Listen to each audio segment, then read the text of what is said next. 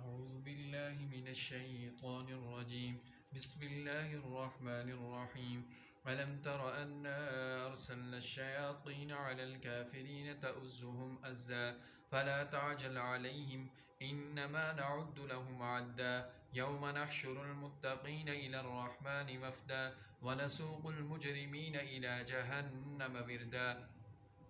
لا يملكون الشفاعة إلا من اتخذ عند الرحمن عهدا وقالوا اتخذ الرحمن ولدا لقد جئتم شيئا إدا تكاد السماوات يتفطرن منه وتنشق الأرض وتخر الجبال هدا أن دعوا للرحمن ولدا وما ينبغي للرحمن أن يتخذ ولدا إن كل من في السماوات والأرض إلا